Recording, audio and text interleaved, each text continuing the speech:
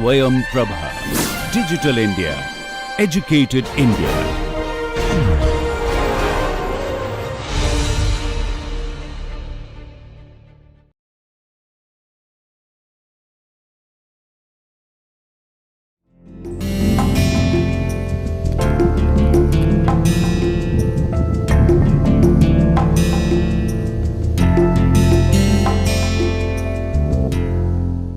So, in our first lecture, I introduced what is IR very broadly.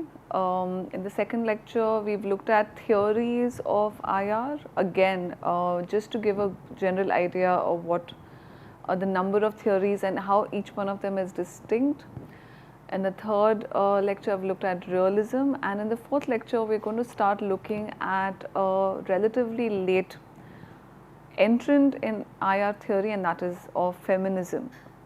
So I'm going to start off looking at feminism by three interventions, and each of them will highlight the role of gender in conceptualizing IR and also thinking through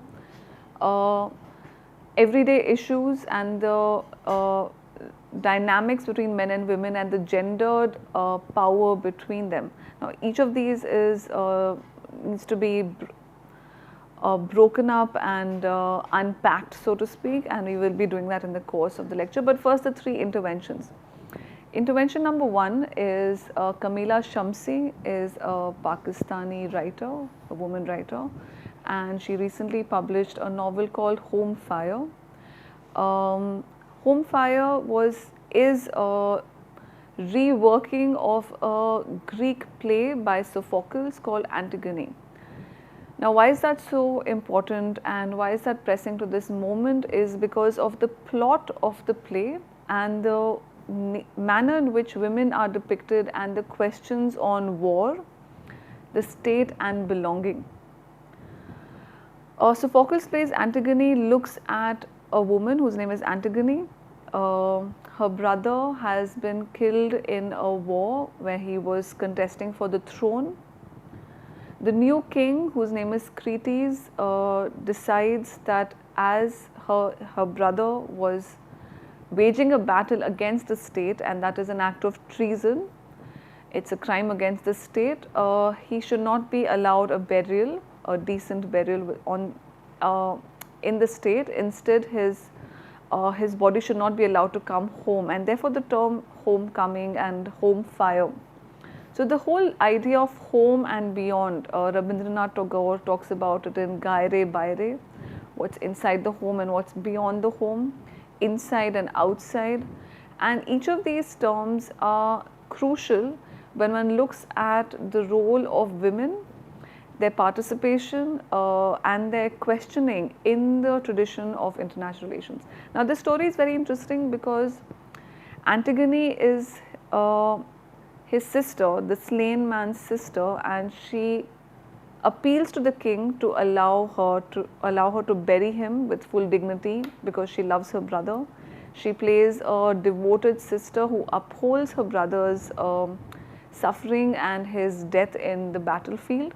But it also puts into relief the whole question of who belongs to a state and who doesn't. And the fact that this play focuses on the aftermath of a war is also very interesting. Kamila Shamsi's book Home Fire is a lovely novel which also looks at the international intersections of UK as the home to millions of Muslims, as Pakistan as an Islamic state, and three siblings rather, two sisters and their brother, and their contextualization of this play in the 21st century. Again, this is important because it highlights the nature in which the international, the state, the citizen and the individual are all looped in together in this beautiful play, and it underlies as to how the international and the national come together frequently, far more than what we would like to believe. So that is the first intersection which highlights as to how women throughout history in plays, whether scripted, whether visible or invisibly, have questioned the narrative of the state, the norms of the state, and whether love comes before the love of a brother should be preceded or followed by the diktat of a state is the crucial question over here. Now, the second intervention, which highlights again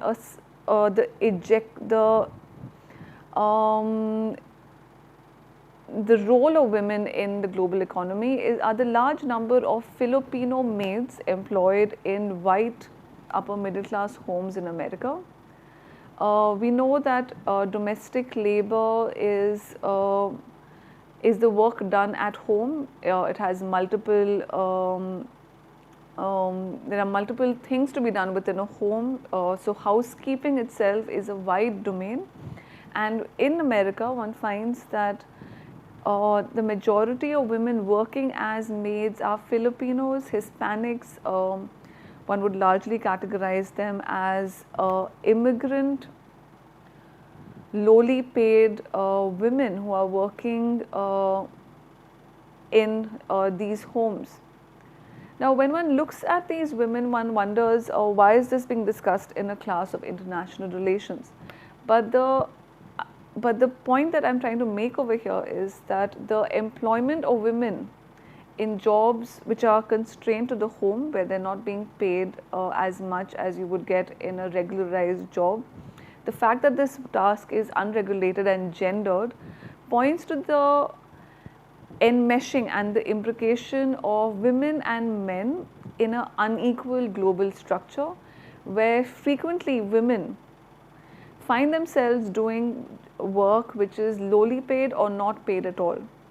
So the idea that immigrant workers are working in the homes, in American homes, wealthy homes, points to a global flow of workers who are moving from the Philippines or from Mexico to these homes looking for better paid work. But also points to the hierarchy between America, Mexico and Philippines, which is of course an international sovereign matter, but is reflected within a home. So again, to return to Rabindranath Tagore's reference to Gaire Baire, things within the home, things beyond the house. We often think that the home is a boundary, but when we look at international relations, we also see that the outside is very much on our beds, on our dining tables, in our kitchens, and lowly paid immigrant workers is a classic example of how there's a international flow of workers, where you find that there is a brain drain of educated elite people from developing countries to the developed. So in a recent study by Devesh Kapoor, it was found that Indian immigrants in America are the most qualified because for 3 generations, the Indians migrating to America have been pedigreed, degreed individuals. And on the other hand, you also have this gendered migration of poor women looking for better opportunities. So again, there's an interplay of women and men, and we see the complexity of the matter even more sharply when we consider the third extremely sexualized domain of surrogacy. Surrogacy can be defined as the practice of bearing a child biologically for another parent. I'm not saying whether father or mother. And in India, till this year, commercial surrogacy was legal, under which same-sex couples, queer couples could come to India and bear the possibility of having a surrogate child born by, again, a woman who would possibly not be not a middle class woman certainly, but a lowly paid worker using her reproductive labor and producing a child over which she would have no claim. Commercial surrogacy was banned, has been prohibited by the recent act, which ends it, but it does open up the possibility. It's still the possibility remains of looking at intersections between men and women on a global scale within the home, beyond the home, where women are performing acts, tasks as women, but also as not as actors as much as people who have been told, been entrusted a certain task on account. So housekeeping and surrogacy, there is certainly a link between them, and both of them draw upon the idealistic notions of what a woman is, whether it is her womb or whether it is her ability to do housework. So we come to the tricky, prickly question that we've been evading so far, and that is the question of patriarchy. Patriarchy is that institution where men have a control, right, authority over women's bodies, rights, lives, and for a long time in international relations, the word patriarchy was missing in dialogue, in references, in class discussions, and this silence was broken in the 1980s by a series of brilliant books written by white Western women academics. And when I categorize them as such, I am not, of course, raising any objections or questions on their scholarship, but only to outline and to remind ourselves that IR has traditionally been a Western discipline, and that Westernness has only been questioned in the last 10 years by categorizing it as non-Western international relations. And we looked at it briefly in the second lecture, but the basic idea over here is that IR, there are multiple ways of looking at it, and therefore when we look at the word theory, which is a Greek word which fundamentally means seeing. How does one see? And therefore theory is a way of seeing. In the 1980s, feminism emerged, or rather broke through and we'll be looking at three scholars who questioned the inherent masculinity within IR. And how did this happen? We'll look at the context of the 1970s and the 1980s to see what was the ground upon which this women feminist writers broke through and pretty much questioned the masculinist assumptions of IR. But a little bit about the 1970s, we know that that realism has been the most influential theory. It has, whether it is Hans Morgenthau writing in the 1940s or whether it's Kenneth Waltz writing in 1979, realism has played an influential role. It has been the axis, it has been the pivot around which other theories have revolved for several reasons. The first reason, of course, is the fact that it is, to use Waltz's word, parsimonious. It is elegant, it explains everything, it is clinical, it is categorical, it does away with many dilemmas which perhaps the pacifists had. So realism doesn't have an agenda to change the world because it accepts the world the way it is, and that is what Robert Cox, influential IR theorist, pointed out, that when you theorize, you either want to explain the world or you want to change it. When you want to explain the world, it becomes easier. For instance, patriarchy can also be easily explained away, but it is harder to challenge it. So till the 1960s and 1970s, realism was the pivotal theory.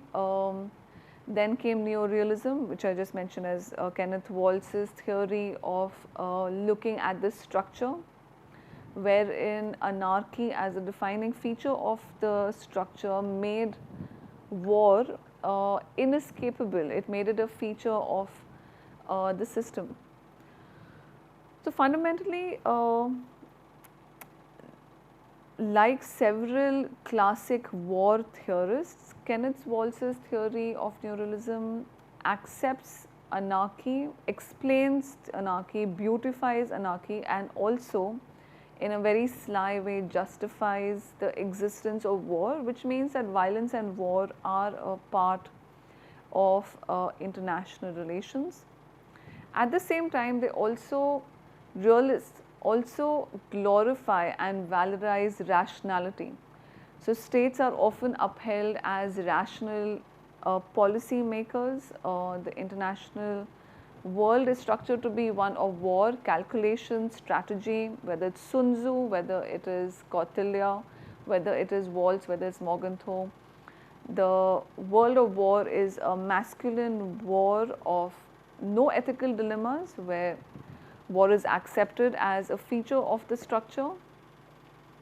And interestingly enough, in the 1970s, there are questions raised about this. So this is a period where there are questions by critical theorists. You have Richard Davidic, you have Alexander Wendt comes slightly later.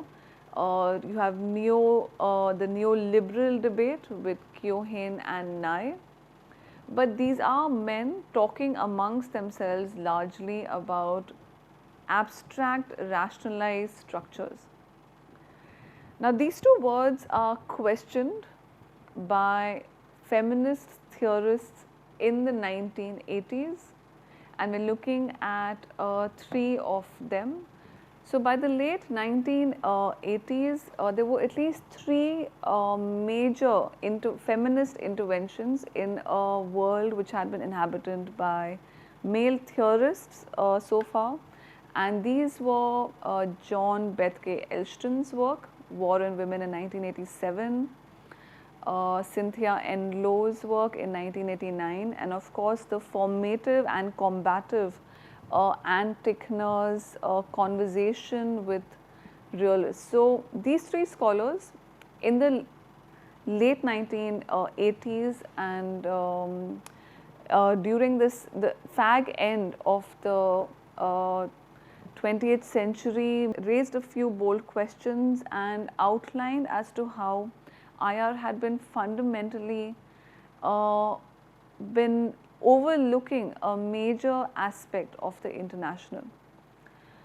Now, from that time onwards, feminism has now moved not to being a marginalized IR theory to being a formidable one, and part of that reason is because both realism, neorealism, liberalism, neoliberalism have found themselves at the shorter end of the stick with several areas within IR which none of these theories either anticipated or have the capability to theorize upon. And what I am referring to is the end of the Soviet Union in 1989 and the coming of the end of the USSR, the emergence of ethnic conflict in East Europe,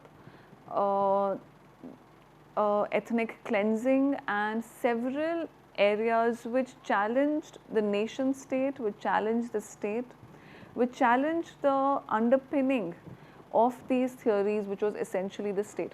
So in many ways, feminism has made its inroads not only because of the incapacity of these theories to examine, to accommodate phenomena which it was not equipped to deal with, but also because IR itself has expanded far beyond looking at the state as the primary unit, which classical realism and neorealism does, liberalism certainly does, and neoliberalism accepts institutions within its analytical fold, but none of them deal with the harsh brutality of war. Now that is a question which Eshtain and Enlow picked up in their books which emerged during this period, and this question is famously framed by Enlow when she says, "Where are the women?" Now this question shook the structure of the way IR had been imagined, because in its imagination, its theorization, there had been no women. So even when you look at war, the justification of war, the violence in a war. A, war was accepted as an intrinsic part of international relations, and B, suffering, emotional issues to do with war, bloody battlefields did not arise, and therefore Edlow's question, where are the women, is of terrific importance because it challenges the crucial aspect of realist assumptions, that is war and the state. And let's not forget that Kenneth Wall's formulations also focused primarily on man. So when he talks about man, state and system, he is unconsciously using man as humankind. But of course, feminist theory, if you look at the background, the context to it, within political theory, radical theory had made forays in the 1970s, but IR was still close to the feminist theorists who existed outside IR. So in short, during this period, feminist theorists, very few in number but extremely loud, sought to visibilize women. Now this was a very interesting project to take upon because it meant looping women into IR, the study of IR, even though they existed, but they sought to visibilize the invisible, and that is why feminist theory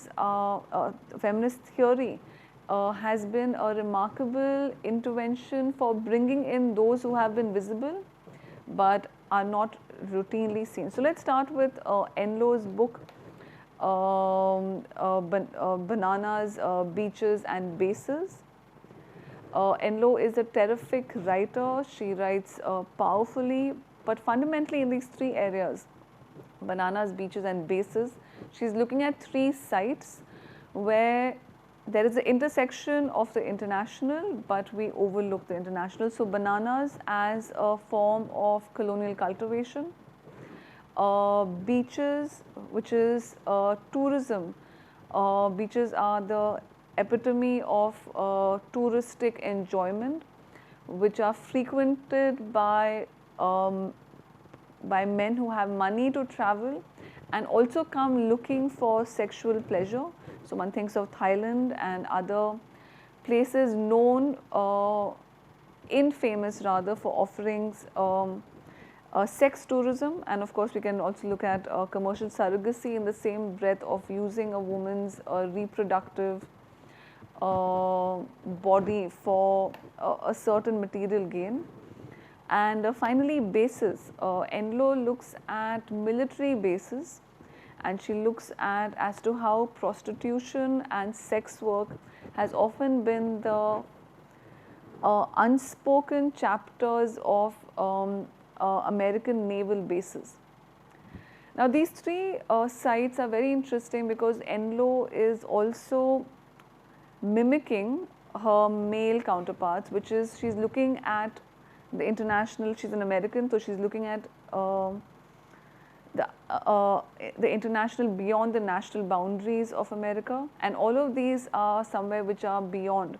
But in her work, she also looks at Filipino maids, which we started off by discussing in this class, as to how women are present but are rendered invisible. They are part of the global economic sexual structure, but they're often rendered invisible. So the Enlow's task was to visibilize them, and in Elstein's book War and Women, Elstein pushes it to another level when she looks at women in the battlefield, writing behind the scenes, whether it is Clausewitz' wife, Mrs. Clausewitz as she refers her to, who was entrusted with the publication of his celebrated war classic called On War. Whether it is the women in Homer's Iliad, whether it is women in Greek plays and battles. Elstein's book War and Women looks at women who are engaged in war in multiple ways but have been rendered invisible. So both these books were enormously influential, and at the same time the doors of mainstream IR shut them out. So in Keohane's books or classic theorist books, feminism was still seen as a contender.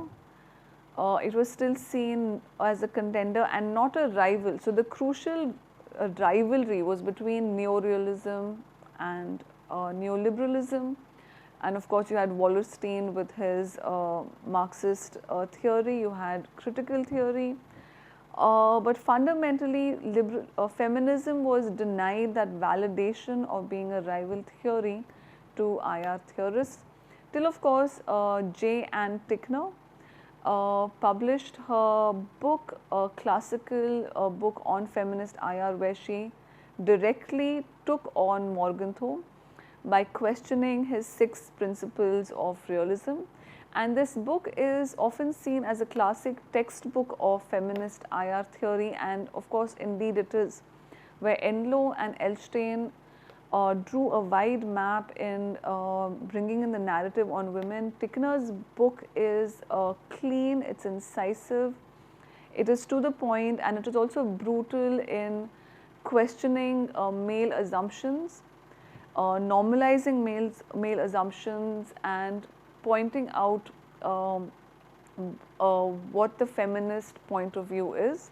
And Tickner's career in that respect has been remarkable for her sustained efforts in bringing in feminism as a contender to IR theory. So since then, feminism has made a serious inroad. It is considered to be, with feminist methodology, it is considered a rival to mainstream theories.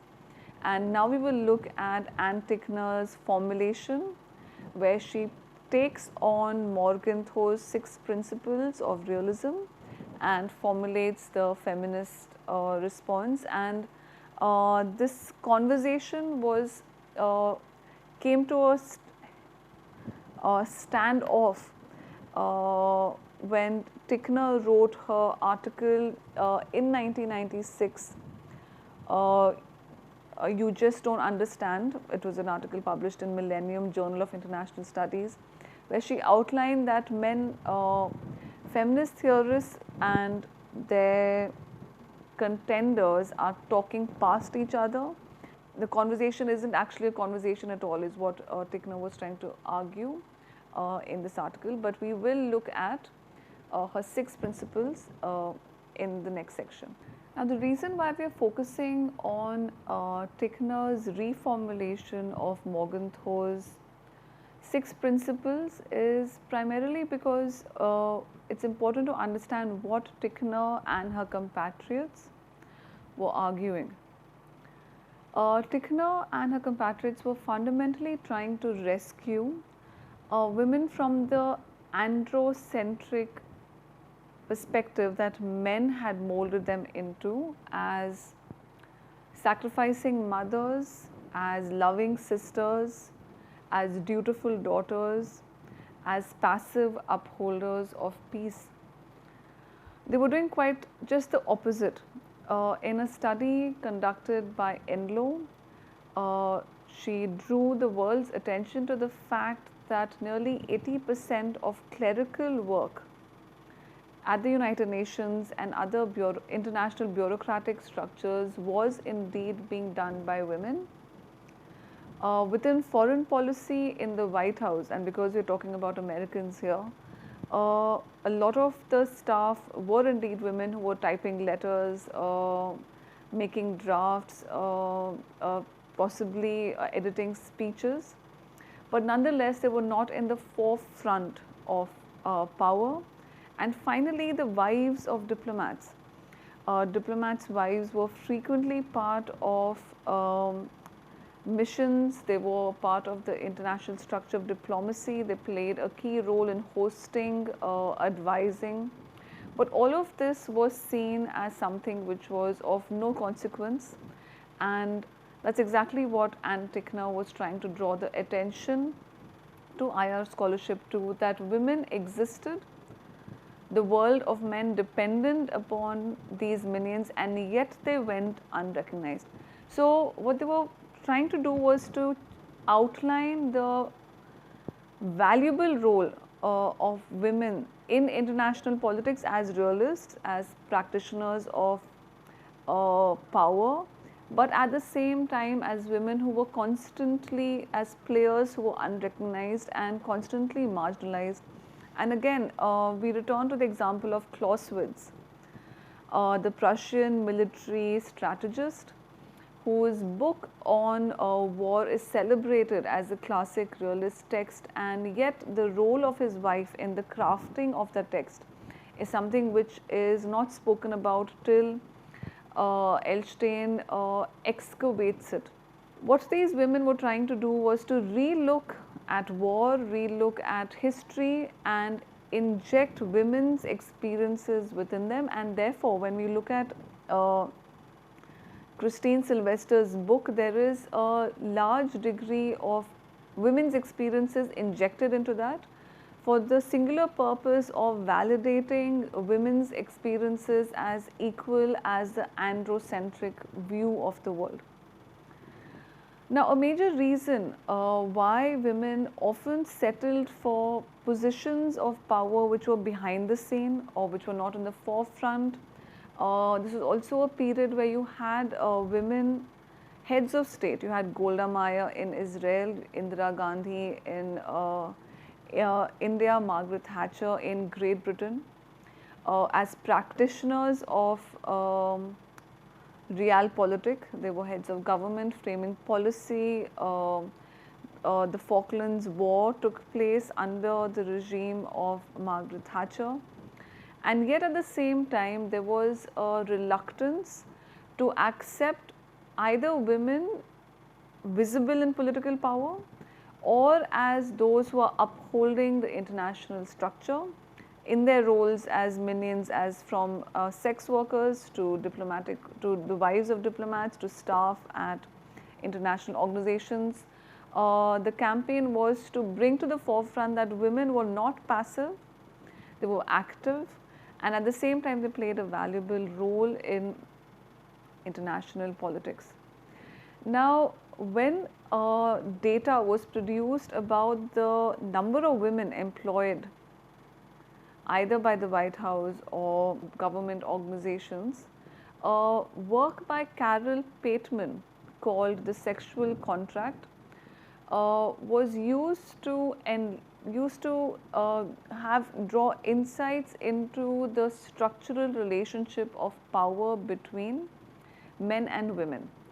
Now, the name of Pateman's book, The Sexual Contract, refers to the theorists in the 16th and 17th century called the social contractualists. These would be John Locke, Thomas Hobbes, Jean-Jacques Rousseau, and these theorists looked at the state as a creature under contract with the individual. Locke and Hobbes were English philosophers, and they looked at the citizen and the state as enmeshed in a contract of rights and obligations, and so did Rousseau, who was a French philosopher. But the idea that I am circling upon here is the notion that there was a pact of equality between the state and citizens. Now, over here, citizens meant men, and in Hobbes and these three philosophers' expositions, the assumption that they made was that it is men who are drawing the contract and dealing with the state and securing their rights, and certainly property rights and voting rights, so essential to the making of a polity, were not granted to women till the early 20th century, to the early 19th century. 1894 in New Zealand is the first state which grants women the right to vote. So Carol Pateman points out to the social contract as a contract between men and the state, and she draws our attention to the invisible contract already made between men and women, and that is what she calls the sexual contract. And the sexual contract is that contract under which women hand over their bodies, their labor to men, and in exchange are granted protection. Now the term sexual contract covers a wide range of tasks done by women. So be it editing, typing, a large number of women were employed as typists in the early 20th century, or domestic work, which is largely unpaid, making a cup of tea, making the bed, preparing a meal, or child rearing, again to do with emotional work, nurturing.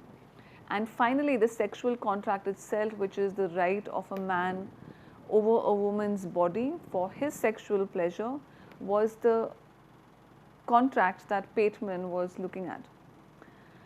Now, how does one connect Pateman with Tickner and other IR theorists is by trying to understand as to why women were part of power structures, but they were not claiming them. They were invisible, but they were not claiming a stake to power, was highlighted by Pateman's argument, whereby she fundamentally argued that power means different things to men and different things to women. Power means cooperation to women, whereby they were guaranteed protection from being violated by other men, and this in turn turned into a form of subservience and stepping back where men stepped forward. So very succinctly, feminist IR does three things. It tries to visibilize women, which it has done successfully in multiple tasks, from the home, from the housewife, again a very peculiar term, to the sex worker, to the diplomat's wife. Women are part of an amazing amount of work which is very frequently underpaid and does not have access to power.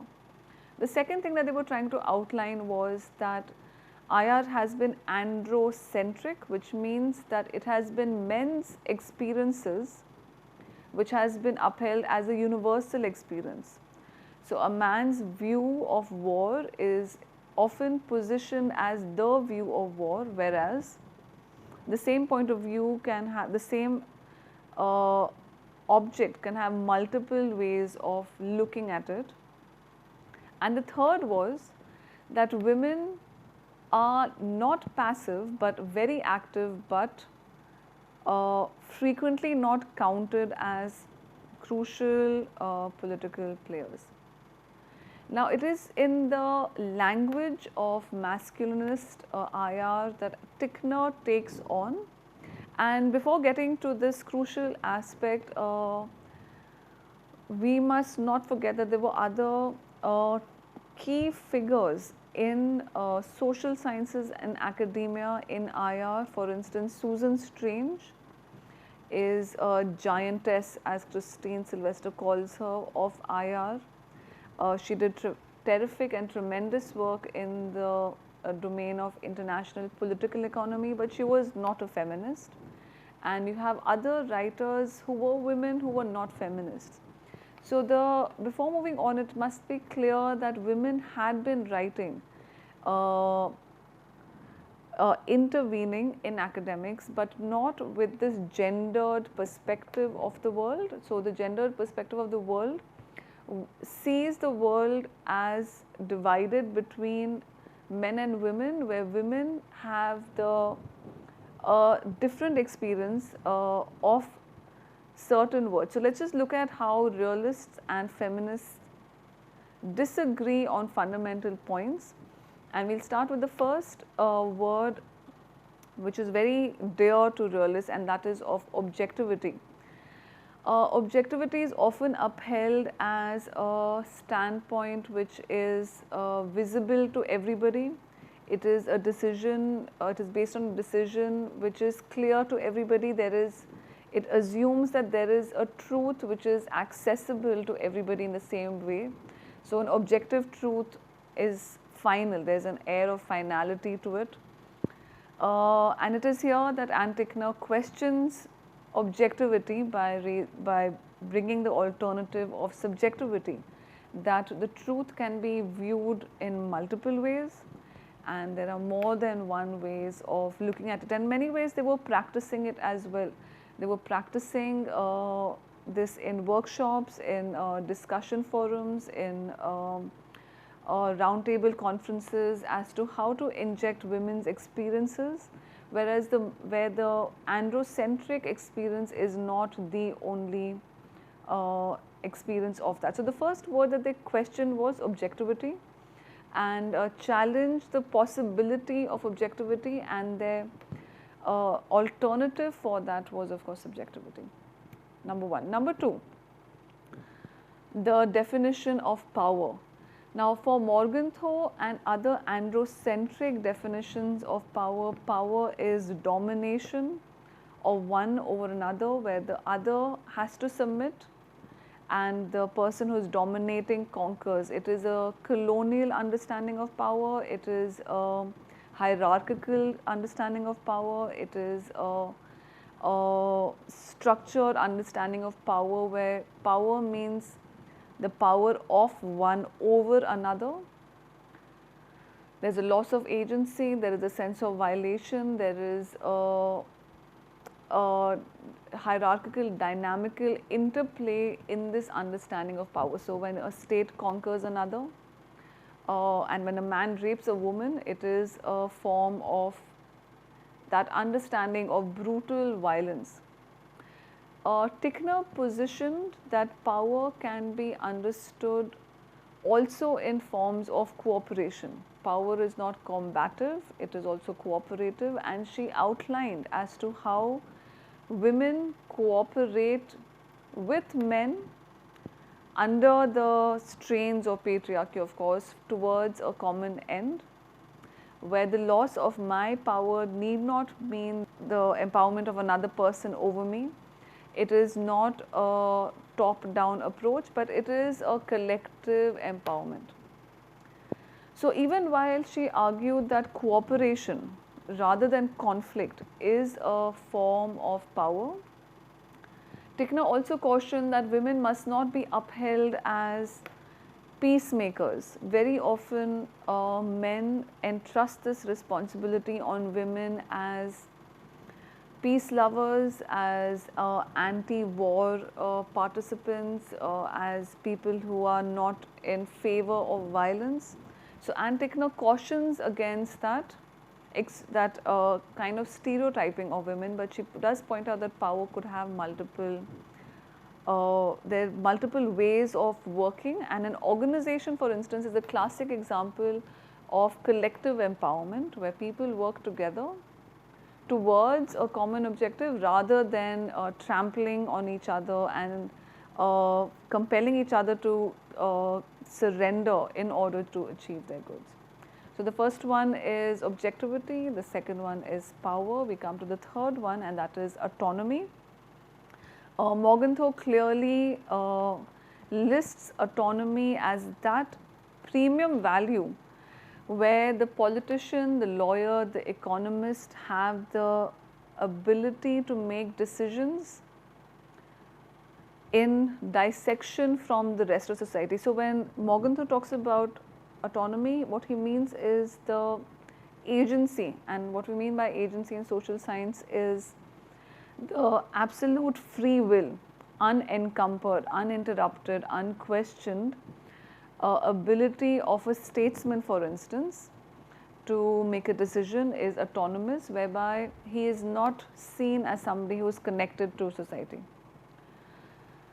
Tickner questions that. She says that autonomy itself is a myth, and again, to go back to the theme that we've been looking at, that men depend upon women's labor in order to further their projects, but they very rarely recognize that.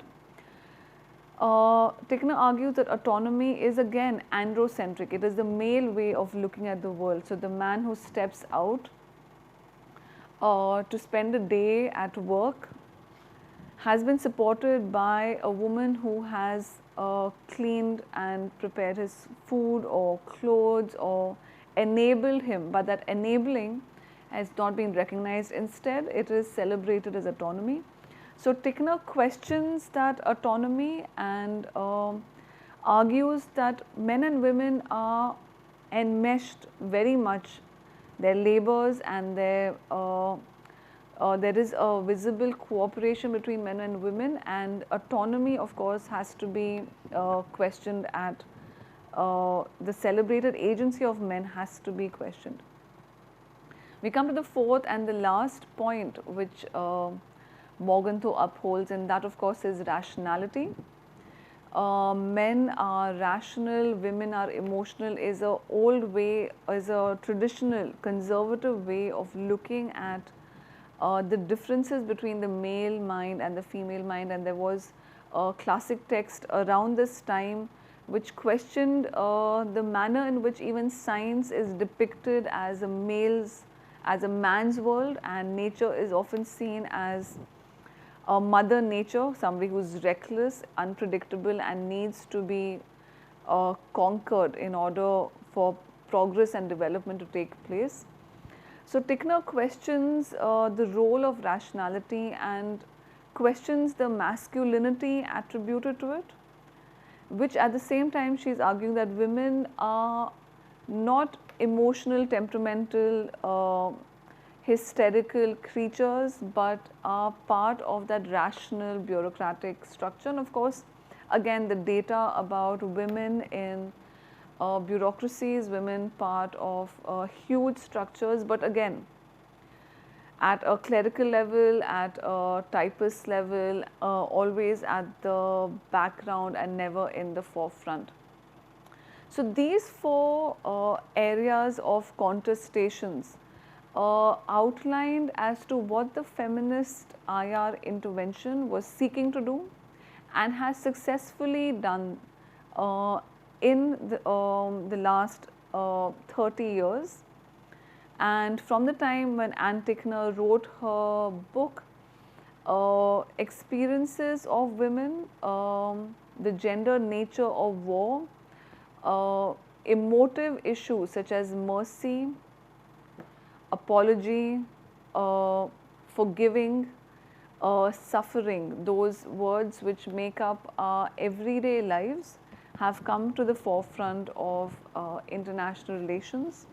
And of course, we end today's lecture by looking at the several feminist scholars who since then have intervened and played a role in furthering the feminist widening of what we consider IR. So as we draw an end to this lecture, we must step back and evaluate how far feminist theory has come and its shortcomings as well.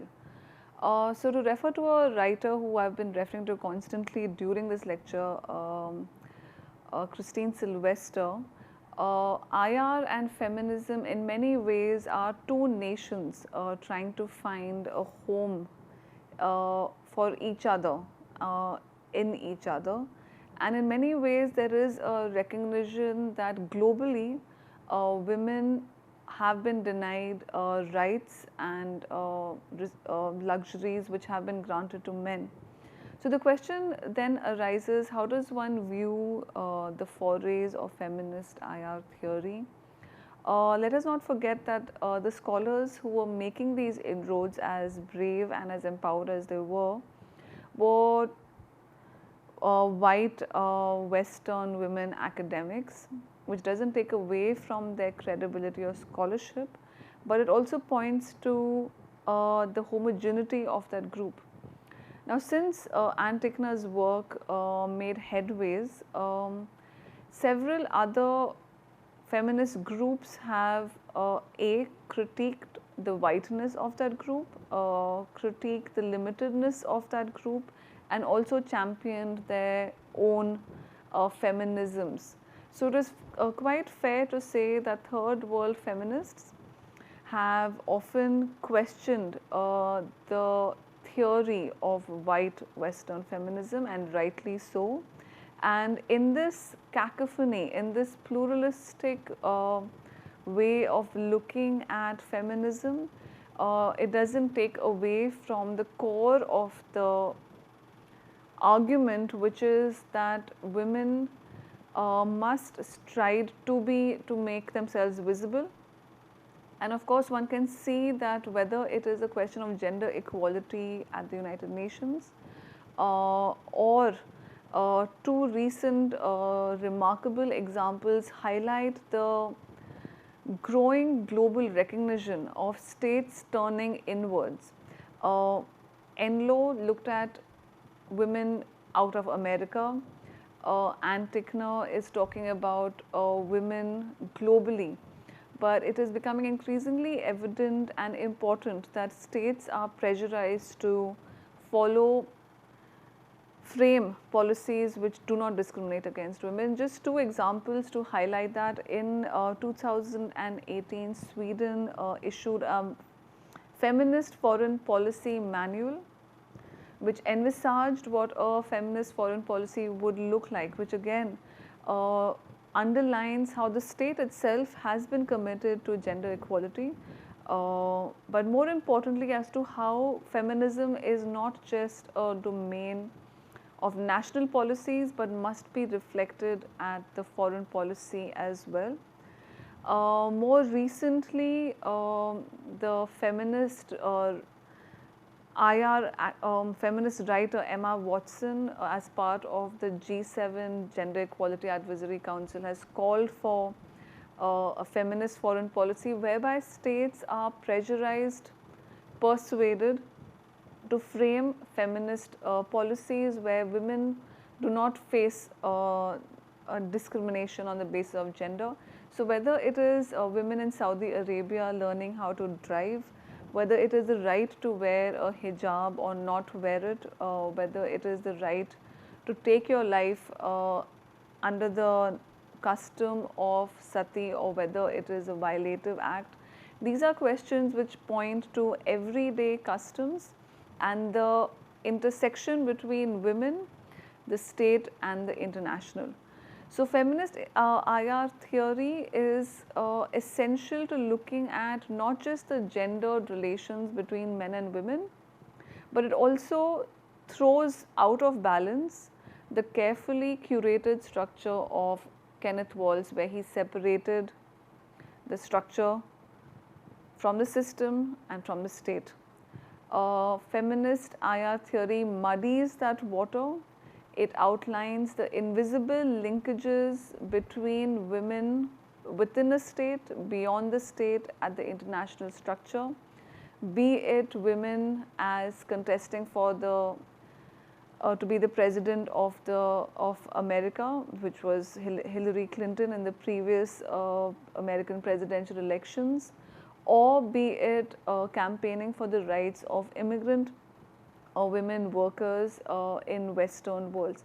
So the question is not an academic one, but it is a question of real lives and the impact that state policies can shape and frame in enacting policies which allow for greater parity, equality between the sexes.